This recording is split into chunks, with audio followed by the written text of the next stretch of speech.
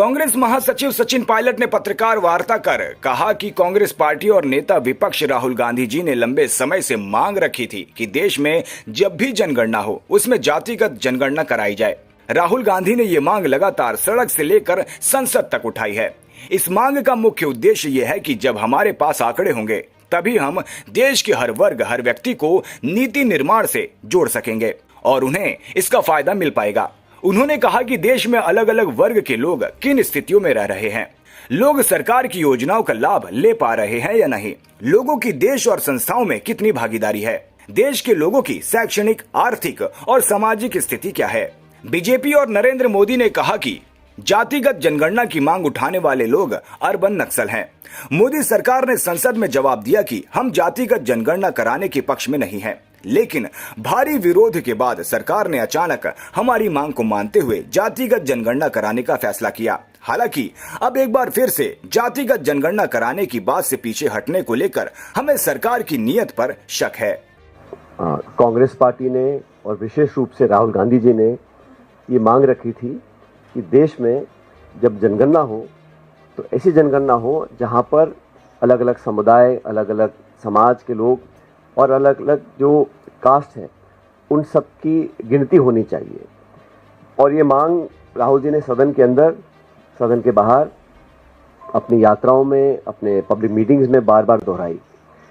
उसका मुख्य मुद्दा ये था कि देश में जहाँ से नीतियाँ निर्माण होती हैं, जहाँ से संसाधन आवंटित होते हैं, जहाँ से प्रोग्राम्स और पॉलिसी बनती हैं, राज्य सरकार और केंद्र सरकार इनके पास वो आंकड़े नहीं रहते जिससे टारगेटेड इंटरवेंशन कर सकते हैं।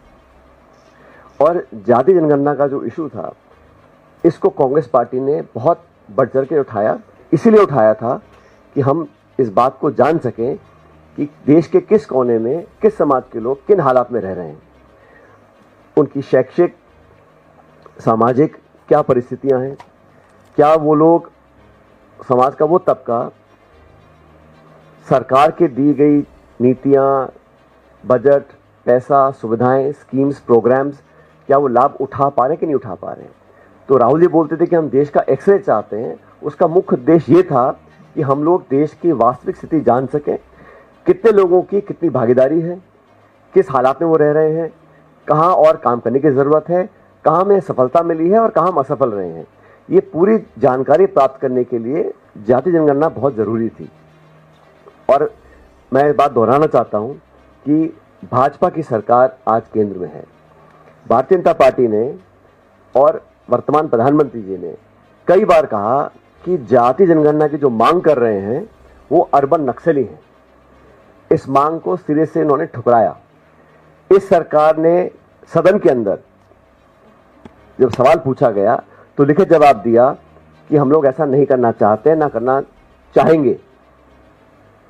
तमाम विरोध के बावजूद जब देश में भाजपा और सरकार को लगा कि अब देश जागरूक हो चुका है और हम जो मांग कर रहे हैं वो ऐसी मांग है जिसको आप बहुत दिन तक वो ठुकरा नहीं सकते हैं, तो अचानक सरकार ने जाति जनगणना को स्वीकार किया और हमारी मांग को माना।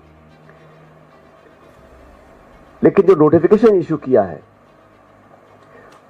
पहली बात तो किया है 27 के लिए, 2 साल के बाद कोविड का बहाना लेके कई साल तक सेंसस को डिले किया। अब जो कास्ट सेंसस है उसमें भी कहीं ना कहीं मुझे नियत में हम सब लोगों को शक है कि ये सिर्फ बात को टालने के लिए और अपना वादा पूरा ना करने की पूरी भूमिका बांध चुके हैं।